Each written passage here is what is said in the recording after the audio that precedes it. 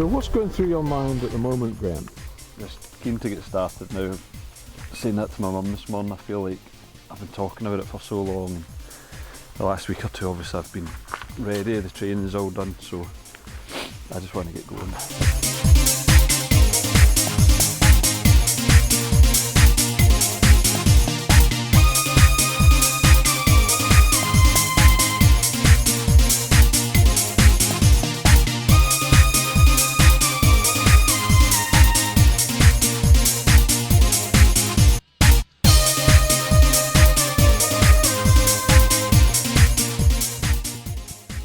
Off and running at long last. I've been keen to get to this point for a while now, especially the last 2 weeks. So I've kind of trained from January until basically 2 weeks ago. And last couple of weeks I had done 100 kilometres each week. Done a lot of training, so just feel ready to go now. I just want to get it done. So feels really good taking the first steps. From Lash to Broad, it's nothing in the grand scheme of things, so that's why I have to focus on small goals, because if you look at the big picture, it's a bit daunting. So small goals from Lash to Brodick first will do me, then I can focus Brodick to Corrie. That's enough to think about for now.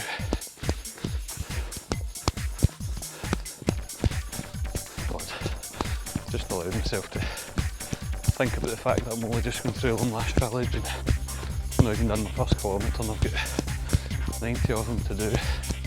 That's what I said I wouldn't do. I need to get that out of my head. That's a thought. Not even done the first of 90. Small goals, focus on small steps. I mean, this isn't cool to admit. A lot of my tunes are like, there's heavy metal in there, there's Metallica, got some rap, Eminem, Notorious B.I.G. and I mean, pretty cool stuff. It's currently I Need a Hero by Bonnie Tyler. Guilty pleasure.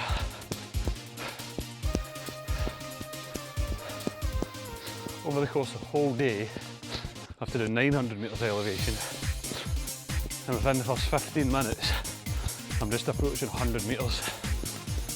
So, I knew coming at Lash was going to be one of the tougher bits.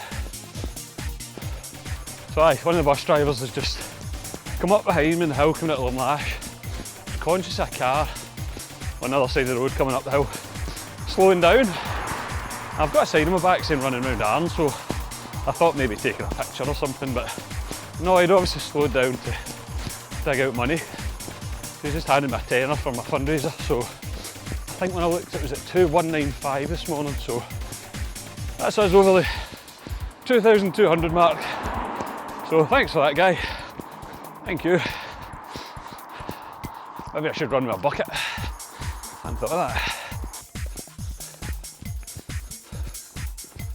Oh, this feels good. I'm happy with this. Down the hill to Brodick already. Feels like I've done nothing. Hard stuff still to come, but I've obviously been visualising this in my head. I mean, to be fair, I know I'm Lash to Brodick to Corrie, through Sannox, up the hill to Lacranza. Well, I can picture that well in my head. Been around the other side of the island plenty, but couldn't sort of visualise the roads perfectly, where they snake and weave and go uphill and stuff.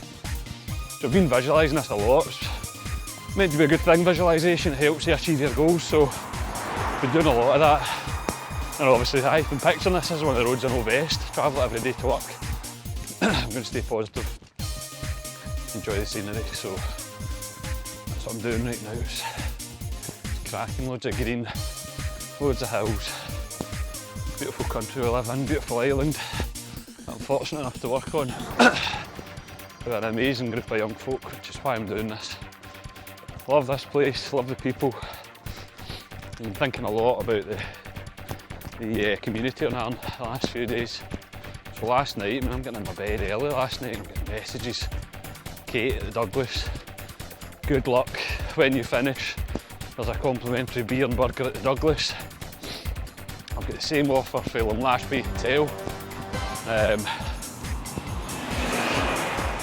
They're going to do me a big pizza at the end. I've got Jodie, one of the young adults that comes to AYF. She's come for years, she's 20 now. She's got Down syndrome. I'm sure most folk in Ireland know who I'm talking about. She's a real Kent face, an amazing, great wee person, love her to bits. And she's making my pizza. She makes a pizza most Fridays, so that's her kind of pizza night. So kind of reinforces why I'm doing what I'm doing.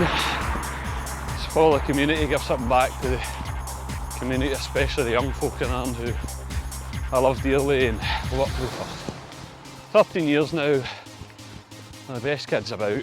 Credit to Ireland, credit to families, and absolutely love my job and love what we do. I love the job satisfaction that comes with helping a young person when they're struggling.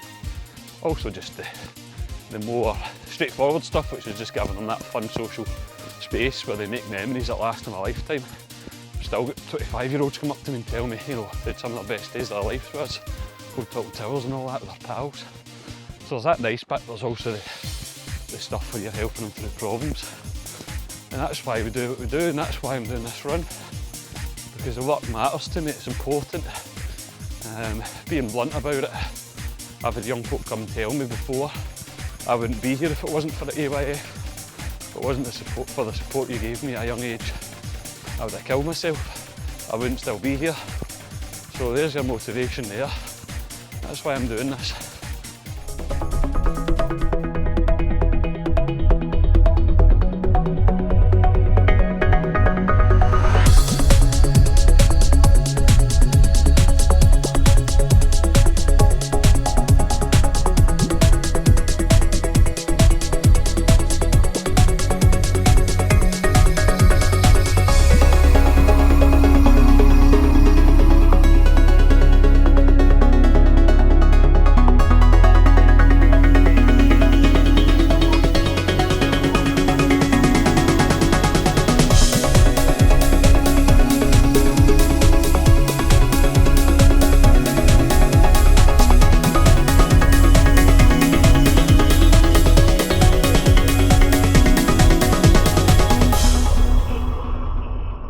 Me and Angie, when we're chatting, always kind of run at a decent pace, so it's good.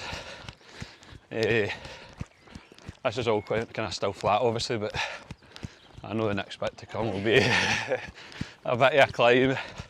I'd kind of planned it so that I knew I was starting on Marsh. I thought I'll go over to Brodick first because you get that hill at the road, and I thought if you go anti-clockwise, this climb to Lochranza, obviously then go down into that kind of climb. I think going this way is probably easier than climbing out of Lochranza. Probably done about 20k in roughly 2 hours, maybe a bit more, so it's pretty good going. Aye, I'm sure it'll drop off, but if I could keep something like that up, I would be doing well enough. See you soon.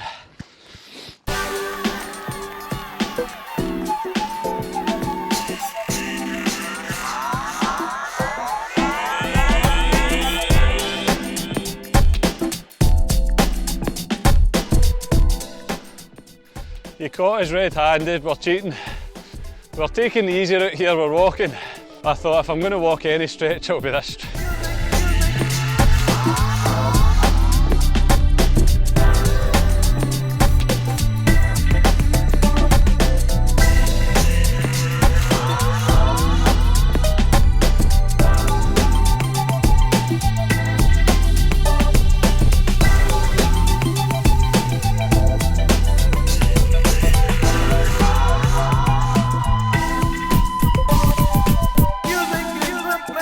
If it wasn't for Jennifer being as supportive as she is when I go out on my runs, and my alarm goes off at 5 in the morning to go out runs and all these daft things, I wouldn't be able to do stuff like this if I didn't have a good family unit behind me. So the answer to how am I able to run 2 marathons, well, that remains to be seen. I don't know if I can.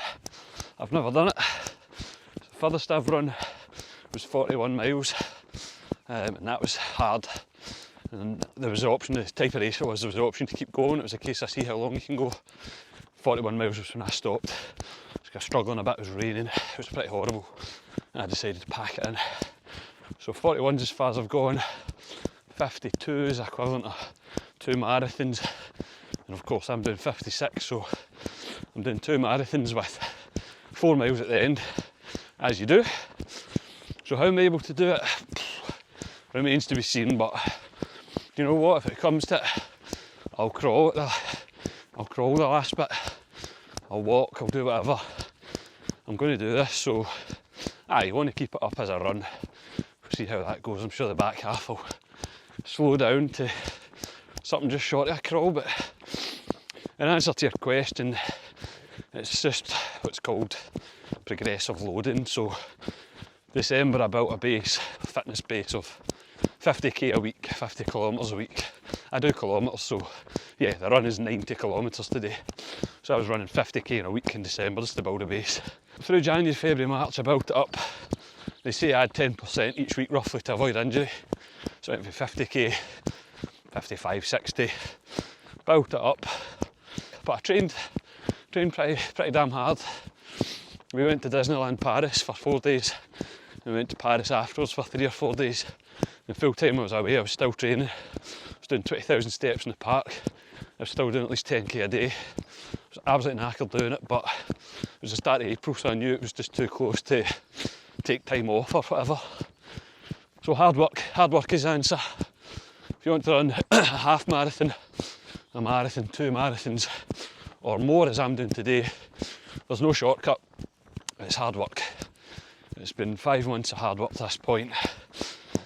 I was struggling back there at halfway point, hit 45k. I was struggling big time. Sat in the camping chair my mum brought and I was having a right wee wobble. I'd been sitting for quite a while. And then this man appeared, jumped out my seat, if you can call it jumping out my seat, climbed out my seat and started feeling positive again. So it was a bit of an inspiration to keep moving, so thank you very much, Tom. Absolute pleasure. Pleasure having you along, man. So Tom's going to run to Blackwater foot. Yep. Oh, it majorly helps having company. You're not just focusing on the negative. So yeah, second runner to join me and really appreciate it.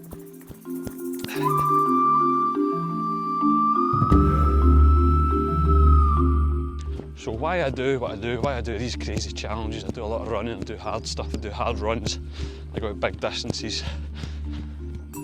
What it does, David Goggins talks about callousing your mind. Same way that you would callous your fingers if you were learning to play guitar. You play guitar enough, the impact on the hard strings makes your fingers go sort of hard and numb, and it's sore when you're starting playing guitar, and over time it's no longer sore. So you can callous your mind, you can do progressively harder things, whether that's starting at a 5k, building up to a 10k, half marathon, etc. You build it up, and every time you tick off more. So a 5k might be really hard for you to begin with, but then you've got that in the bank, you can look back in that and you can see I did that. So when you're then doing your 10k, you know you've done it, you know you're capable. And so I'm talking about running specifically, but that applies to all areas of your life. It can apply to young folk. You know, it might be having that extra push that after a hard day at school, finding the energy to go do your studying because you're going to benefit from it. I know it's hard, but you can.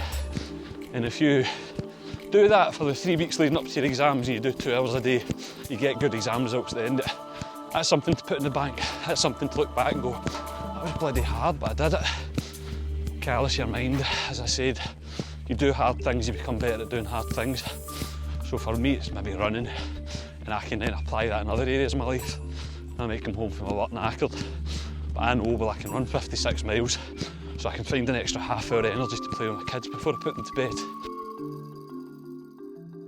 I've not really thought about where the funds would go, but if it spread evenly across everything, it would fund cooking lessons for kids, it would fund music lessons for kids, it would fund art psychotherapy that helps their mental health, it would fund lunchtime drop-in, which is a good social space, especially for those who might otherwise not know where to go, and you know, they come in and make pals that they might not otherwise make.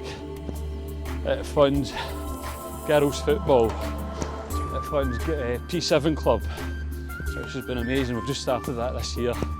Everybody's telling how good it's been for their transition, for making friendship groups, for making them feel more comfortable about coming up. At Fun's Youth Club, at Fun's the summer programme. So we take them go-kart, paintball, flip out, open towers, you name it, we do it. Outdoor activities, gorge walking, abseiling, all these things, all these incredible opportunities that young folk get for free, should add. And then also at Fun's, one-to-one art therapy, counselling, and other forms of support like that when they're struggling. So, people giving donations, wondering where their funds go. I think that's a pretty good list, to be fair. I think that's not bad. Yeah. Go on, Graeme! Go on, Graeme!